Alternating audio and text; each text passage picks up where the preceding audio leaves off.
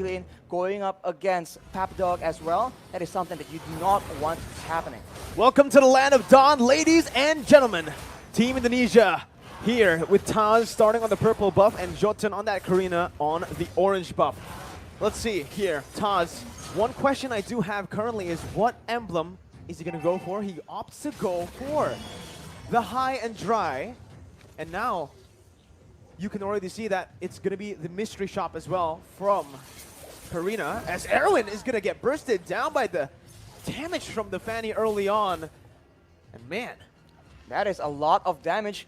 That is what the high and dry is going to bring to the table. Taz is going to be very aggressively moving around, going for those 1v1s.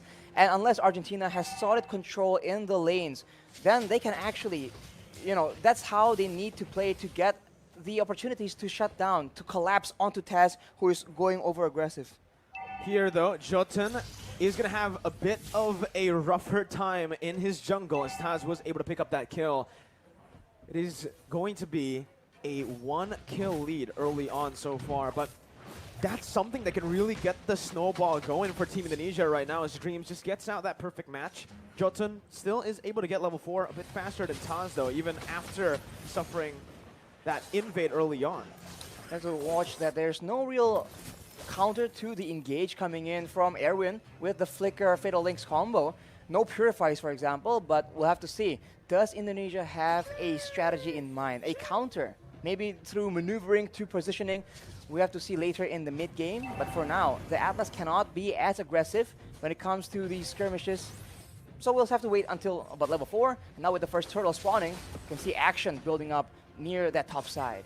Both teams are playing it a bit passive here early on, but wait a minute, a solo kill in the gold lane by Brands, the Indonesian king of marksmen there, as he is able to actually win out up against the damage. Taz, out of nowhere with Dreams, finds the Divine Judgment. Now Taz just going mad with the cables, and that's going to be Hijume who picks up a double kill. Papa Dog caught in his own jungle. Psychots just does some damage, puts him back, and forces him to recall. 2 minutes in, and it's Indonesia who has a pretty solid lead. Just like that, 2 kills on the table. That is how fast. That is the X factor we talk about whenever Indonesia is being mentioned. Out of nowhere, these plays will just keep happening, so Argentina need to be on their toes. The composition of Indonesia is all about that pickoff, so they cannot leave their member alone. I think we saw Meteoro use the Cult Altar, but it was just a bit too late, unfortunately, and that cannot happen again, because that is one of the core ways they have to counter Indonesia right now. 3 minutes in, that's a turtle secured for free by Indonesia. Psychots in that XP lane as well, getting a pretty substantial lead with Brands doing the same. So far, all 3 lanes are controlled by Indonesia. And this is a good read as well. Brands knows something is up, knows that Erwin has been missing on the map for quite a long time, so he plays it safe. Meanwhile, Indonesia, Dreams, and Hijume, they don't decide to rotate. They decide to just keep that pressure in the mid lane to, again, relieve some of that pressure from the other lanes.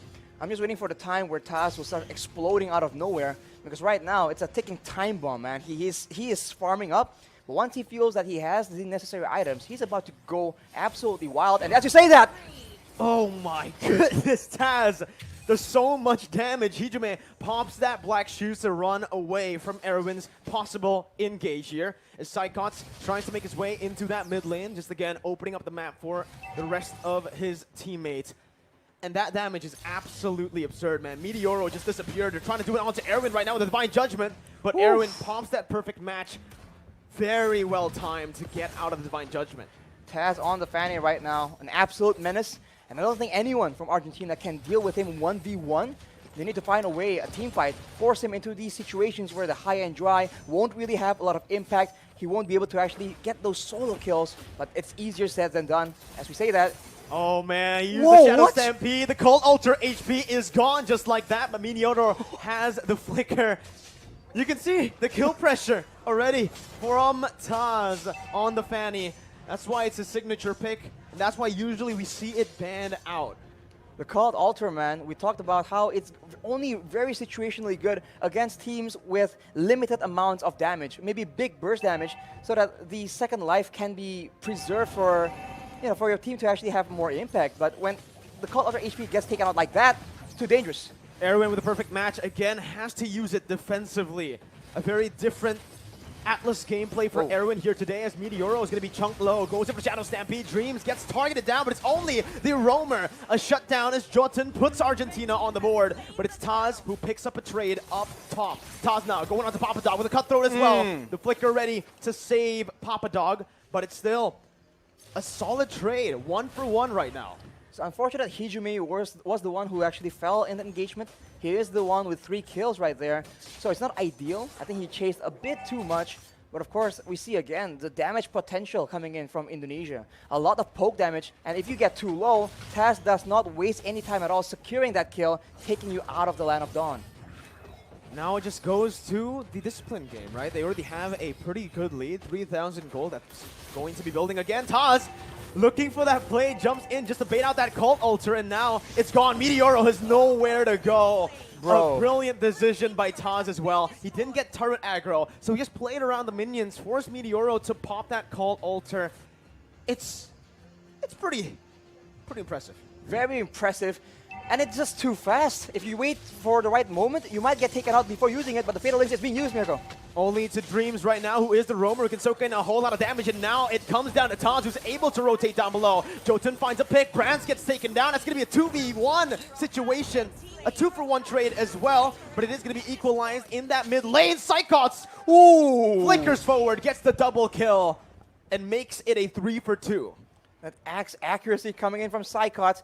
A 3-for-2, not ideal, but I guess at this point, Argentina need to get themselves on the board right here. If they play a bit too safe, they're just waiting for the members of Indonesia to set up for the next play. And as we can see, it can come just like that. Divine Judgments, bravest fighters, and of course, Taz just slice and dice him all the way through in the back line. The damage, look at that. He went for 2 items early on. It's going to be the Heptaseas and also the Melphic Roar. So he knows that Argentina are going to start to pile up on that physical defense. Going for just physical penetration as early as 7 minutes in the game will basically mean he'll deal true damage.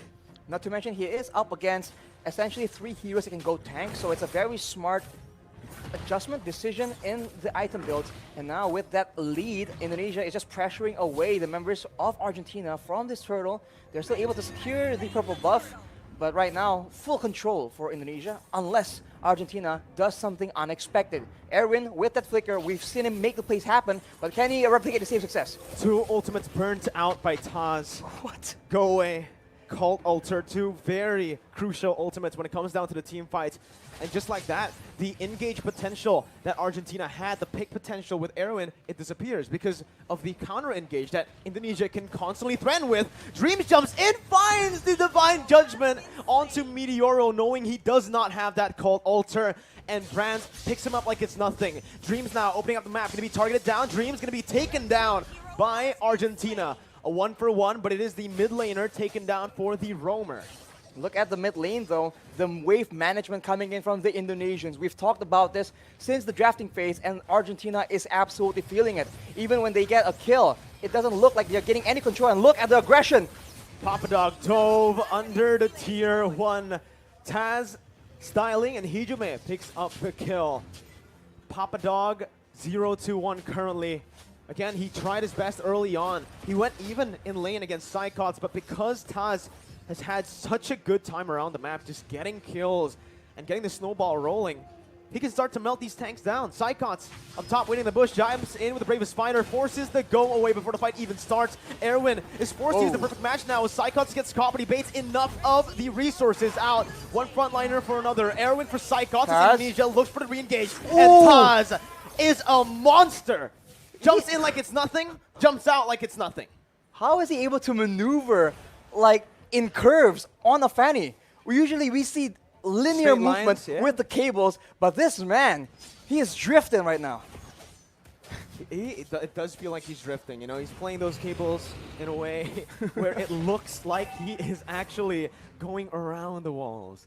But this is his signature thing. This is the reason we usually never see it get left open. And this man was a mid laner, so now in the jungle position, this man is just flexing all this mechanical skills, the killer instinct as well.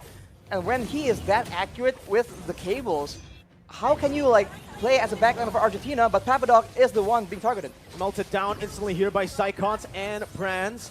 Erwin tried his best to pop that conceal and the perfect match to reach towards his teammate, but Papadog just gets bursted down too fast because, again, of the items. Even Brands with the Hunter Strike in the Melfic Roar, with the POD completed so early on. Man, he can actually just burst that whole team. Yeah, right as I say it, on cue, Brands pops that Renner, gets Meteoro to a quarter of his HP, swaps to the Bennett and clears out the wave easily with the BOD completed. Now, I need to ask you a question, Arashi.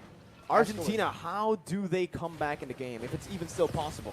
They need to get a shut down somehow, some way, man. I mean, they have some tools to get a catch, but they need to make the proactive movement. They can't wait for Indonesia to go in like this. Well, the Cold Ultra's there. Oh, Erwin gets baited in by Taj with the cables. Meteoro falls as well as that Psychons who finds the double. Brands completing the Haas claws will mean that he will no longer need to recall. He can just hit a few minions, go for a few creeps in the jungle, and get back to full HP. Jotun trying his best to look for a play. Toss and Brands with that combo. The snipe from the purple buff and Taz with the cables as Psychos jumps in once again onto the Bravest Fighter. But it is going to be the go-away pop as well by Argentina. Meteoro backing off. Call Ultra already used. 11 minutes in and 2 base turrets have fallen. See the discipline coming in from the Indonesians, having so much momentum and yet so patient. Snipe does not connect from Brands, but like I said, now with the Cold Altar, when do you pop it? Is it when Taz comes flying in? Is it when Brands is charging up the Snipe because he can one-shot you as well? It's such a tough situation, especially when all the responsibility is on you to keep your teams alive.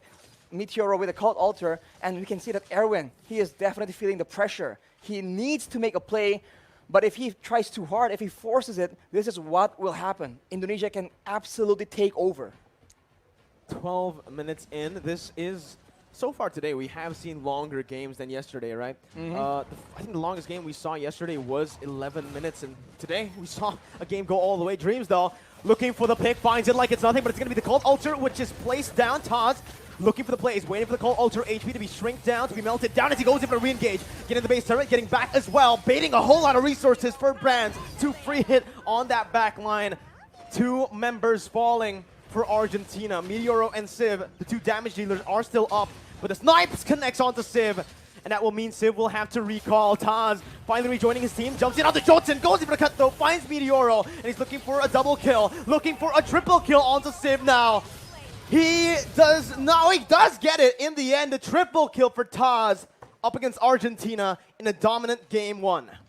Dominant for sure. This is why the Fanny has been so prioritized. It is disgusting. What is that damage, my guy?